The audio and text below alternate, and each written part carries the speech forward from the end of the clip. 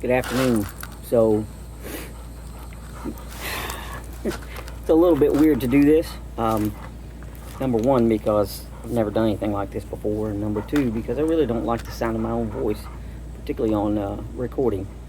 And number three, because this little guy right here who's out of frame right now is probably going to end up knocking over the camera at some point. For those who don't know him, this is Waylon, and Waylon was our dog. Is my dog now, but he was Holly and I's dog.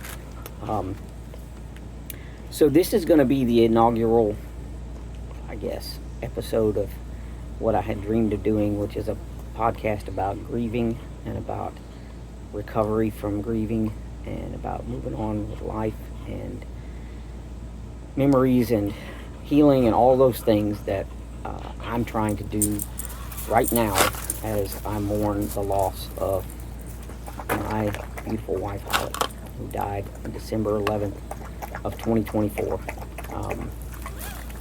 Holly died of brain cancer, and she was a 25-year survivor, which is really, really unique anyway in the brain cancer space. She started out with a grade 2 diffuse astrocytoma.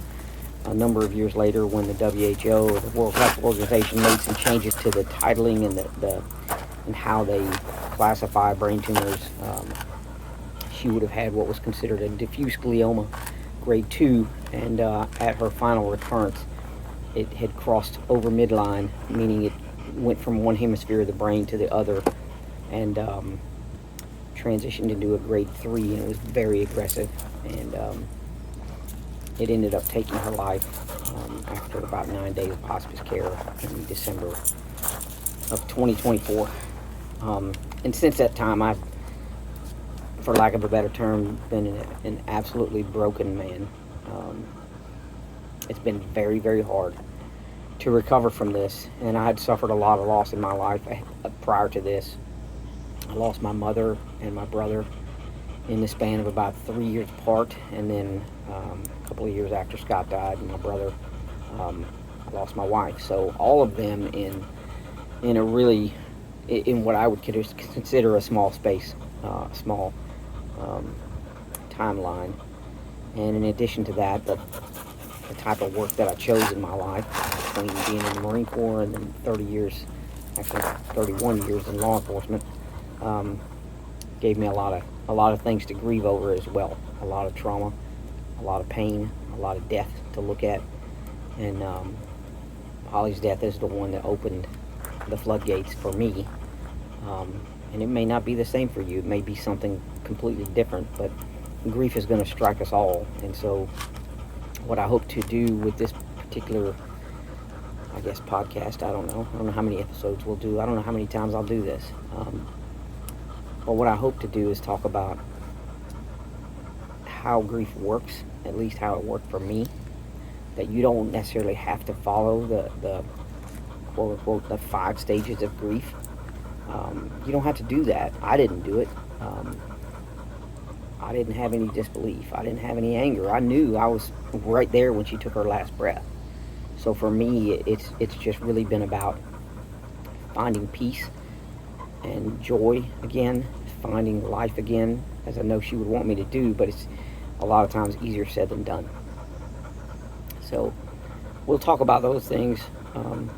We'll also talk a lot about brain cancer, how to advocate for people with cancer, things that we can do as a society to keep pressing the fight against cancer, and then lastly, I hope to share with you all something that is very near and dear to my heart, which is travel.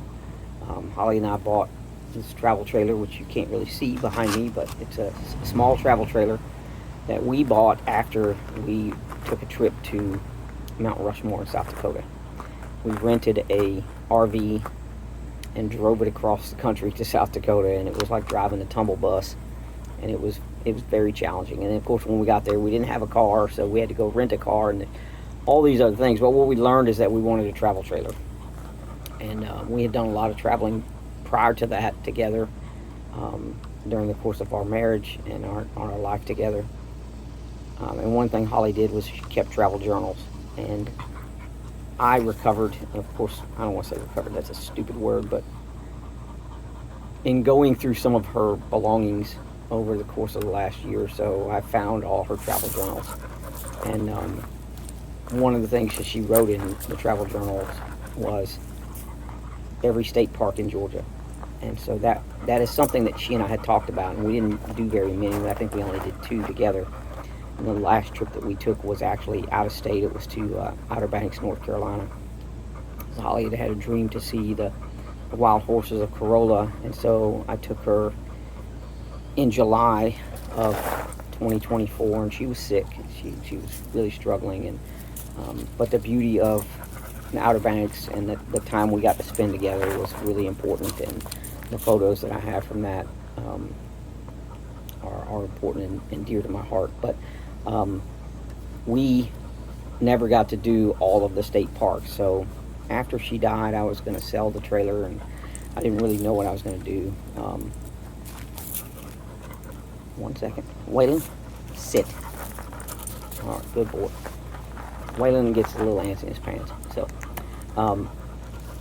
guys, this is raw, and I don't know what I'm doing, and I'm not a professional. So, when I put this out there, it's just going to be as raw as it gets. And there'll probably be some times when I cry, and there'll be times when Waylon, again, knocks over the camera or whatever. I have no idea. So, but it's part of my process. It's part of me trying to heal. And but anyway, back to the state parks. So I was going to sell the trailer. It had always been stored under cover. They've had some upgrades done to it, and just really took care of it. And it's a very, very nice trailer. It's a 21-foot Jayco, and it's small, but it's comfy, and it's perfect for 2 people, and even 2 people and a dog, or 1 person and a dog. But it really wasn't until I found that particular travel journal that she'd written that in that I decided to keep it. And so now I'm going to fulfill the dream that she and I had, which was to do every state park in Georgia. And there's a good number of them, and they're in all 4 corners of the state. There's beauty abounding in each of them, and I chose Stephen C. Foster State Park in Okefenokee Swamp to be the first one. I think Holly would have loved it, although she probably would not have liked to be here in the sweltering heat of the end of June, beginning of July, because it is bad hot down here. Holly was not afraid of the heat. She wasn't afraid of anything, really, but she... if she got sweat on her upper lip, it was a big deal. So, Waylon, sit. So, I think she would have been fine, except for the, she might have had some sweat on her upper lip. Anyway, like I said, this is raw and unfiltered, and it has a dog in it, and he's currently chomping on a piece of sweet potato. But back to the heat down here. It's pretty bad, and there's flying critters that buzz about that are literally the size of a quarter or a $half, maybe even bigger. And so I've had to keep Waylon on a little bit of a tight leash so that they don't pick him up and take him away. But I have been exploring, and I've taken Waylon on some explorations, not all of them, because he's a dog and he overheats, and I got to keep him healthy. So I went earlier today to the Suwannee River Spillway, to the dam, and then walked along the path there, and I've got some great video, and I hope to, again, along with talking about grief and talking about loss and talking about how we process that and how we get through that, I want to upload videos from my travels, and I hope that people will enjoy that. I hope that you'll see the beauty that I see, and I know that it's helping me to really connect with Holly in a way that I need to. She was something very special. As a friend of hers once told me, she was a gem. And I really truly believe that she was a gem. She wasn't a diamond in the rough. She was a